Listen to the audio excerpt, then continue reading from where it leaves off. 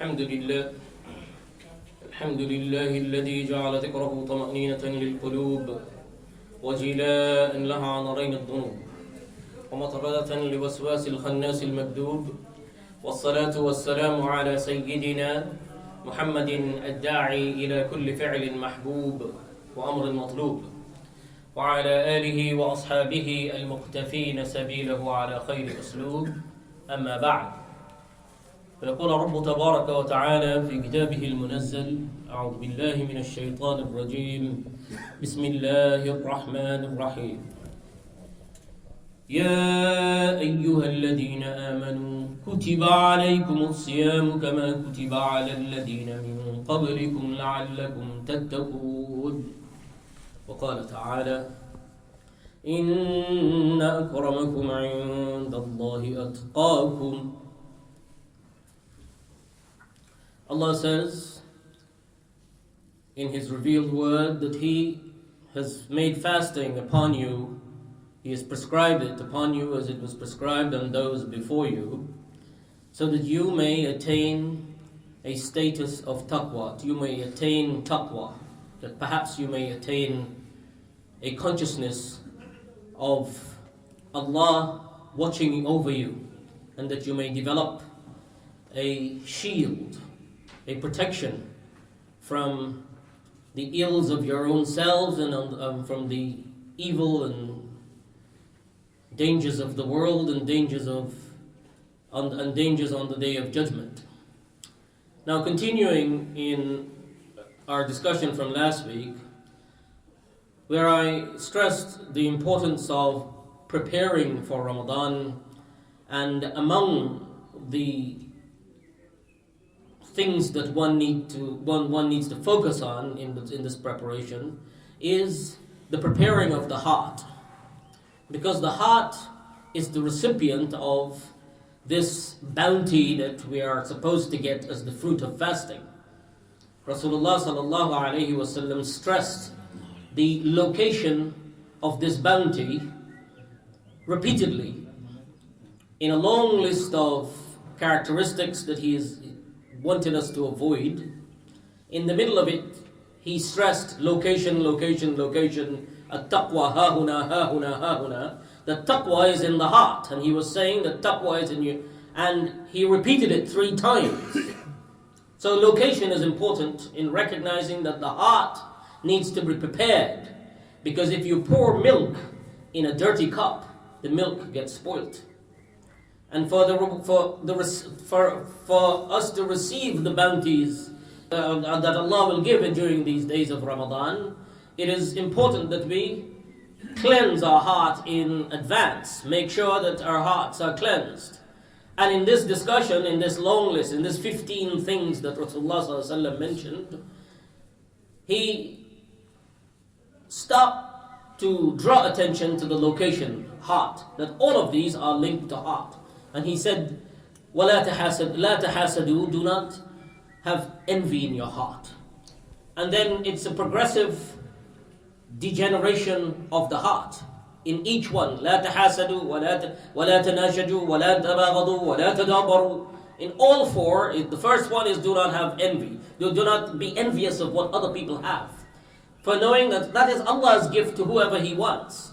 And if Allah wished, He could give you, He could give them, He could turn it around. Tomorrow they could have it, tomorrow you could have it. So it is Allah who chooses what to give. So there is no need to be envious towards anyone. And then the next thing, وَلَا تَنَاشِدُوا. Do not then outbid each other in trying to raise the prices so that someone will not get. And then لَا تَبَاغَضُوا, because when you do that, then you will end up into hating each other. So do not create situations where you hate each other. And then from that, what will happen is وَلَا تَدَابَرُوا. Then you will turn away from each other. That is what happens if you start with envy, allowing envy, and then progressively it gets worse and worse and worse. And he's saying that these qualities, if you want to have taqwa in your heart, then know that these things cannot live side by side with taqwa. So if you're going to receive taqwa on the day in Ramadan, then your heart has to be cleansed of these things. And he also says, وَلَا يَبِعْ بَعْضُكُمْ عَلَى بَعْضٍ. That don't go and entangle in people's transactions once they have started it. Don't do that. Al-Muslimu akhul Muslim. A believer is a brother to a believer. Kunu ibadallahi ikhwana. Be servants of Allah in brotherhood. Al-Muslimu akhul Muslim. La yadlimuhu. The first is that a Muslim is a brother to a Muslim. He does not oppress him. La yadlimuhu. Then la yakhzuluhu. And then oppression is one thing where you commit zulm. You take something from somebody and don't return it. You oppress them in some way. But then la yakhzuluhu. You do not humiliate the person. You seek to humiliate, because when that's the next thing, وَلَا يَكْذِبُهُ, and then you do not betray them. And the final thing, لَا يَحْقِرُهُ. لَا يَحْقِرُهُ, hikara, is to put someone down, to look in a pejorative way, to have a condescending attitude towards people. And it is here Rasulullah stopped and he said, At-taqwa hahuna, taqwa hahuna, taqwa ha. The taqwa is in the heart. And so be careful. If you think that you will have taqwa, you will have that quality, that benefit from fasting and everything else, then recognize that you cannot have all of these ills in your heart for your Muslim brother.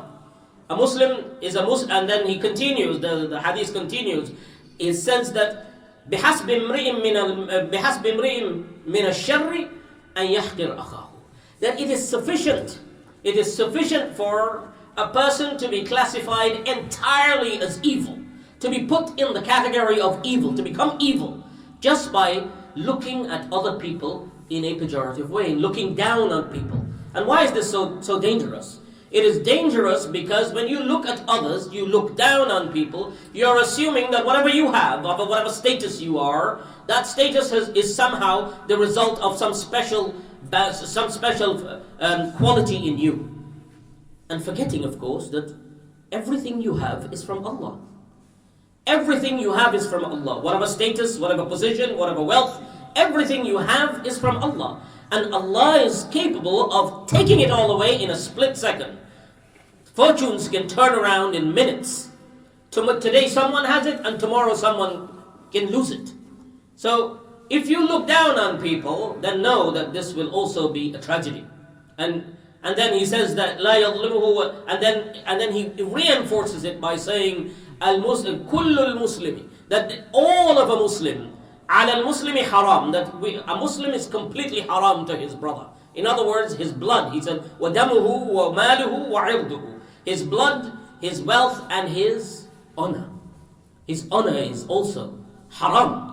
Now, we don't go around spilling blood, alhamdulillah, in this society, but I think if this one advice was accepted, then it will change the fortunes of the Muslim world, that we don't spill each other's blood.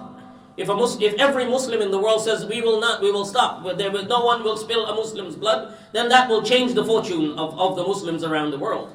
But come to the third one. The third one, which is that his honor. Today, we find it hard we will not spill blood, we will not steal from people. But we find it very easy to then attack someone's honor. We show them respect when they're in front of us, but as soon as they turn around, then we enter into backbiting and starting to eat their flesh. And here in this, we have a miracle that was caused to happen in the time of the Prophet ﷺ to emphasize the dangers of losing the benefit of fast. When two women were fasting in the time of the Prophet ﷺ, Allah caused a miracle to happen. And that miracle was that fasting became unbearable for them. And then he said, bring them. And he brought these two women, and that miracle was that Rasulullah ﷺ made them bring up what was in their stomach, and blood and fresh meat came out. To emphasize, to show that when you indulge, came out of their mouth, this blood and fresh pieces of meat. And that was a miracle, obviously. That was to show the symbolic relevance that when you indulge in ghiba, when you indulge in lies, when you indulge in things you're not while you're fasting, then you are eating the flesh of the dead flesh of your brother and sister. Now, if we indulge in this while in Ramadan, then we will destroy our fast. For Rasulullah ﷺ said that Allah is not in need of your hunger and your thirst. فَمَنْ لَمْ يَدَعَ قَوْلَ الزُّورِ وَالْعَمَلَ بِهِ وَالْجَهْلَ فَلَيْسَ لِلَّهِ حَاجَةً إِلَىٰ أَن يَضَعَ طَعَامَهُ وَشَرَابَهُ. Allah is not in need. If you do not leave bad language, bad talk, wrong talk, jahl, ignorance, avoiding the guidance that Allah has sent, then the benefit of fasting you will lose the benefit of fasting, and the place, the thing that is in the receptacle in which you're supposed to receive these bounties will corrupt what you will receive. So in the preparation for Ramadan, it is necessary to cleanse our heart, and starting with these things that Rasulullah ﷺ said. And for many of us, we cut ties with our families. We need to mend them. We need to mend them so that we are not in that category of qati' al-rahim, the one who cuts, because ليس الواصل من المكافئ بالمكافئ. The one, when Rasulullah ﷺ is ordering us that we should establish our ties with our families, is not that we do it only when it is reciprocated, an exchange. It is to go out and meet those who have cut you off. إذا قطعت رحمه وصله. This is the ones who cut you off. You should also go and meet them. Not to take little tiny excuses, use a person said this to me and a person said that to me, and my uncle and my aunt or my brother or my sister, they said something, and then use that to cut relations. When you cut relations, then you are cutting that connection to the mercy of Allah, and you will not receive this. So a part of the preparation is to control your tongue, mend your relationships, and prepare for Ramadan in a way that is heart focused. Remember, location. Ha huna, ha huna, ha huna. Rasulullah ﷺ said 3 times, ha huna, ha huna. My heart, your heart. Your heart is the thing that you have to focus on for Ramadan. And generally, in general advice for preparation for Ramadan, it is also recommended that you prepare your time in advance. How are you going to spend your time in Ramadan? You reduce your workload, just like you reduce your workload for entertainment and sports and all the other things. Reduce your workload so that you can spend some more time in ibadah, so that you can increase your ibadah.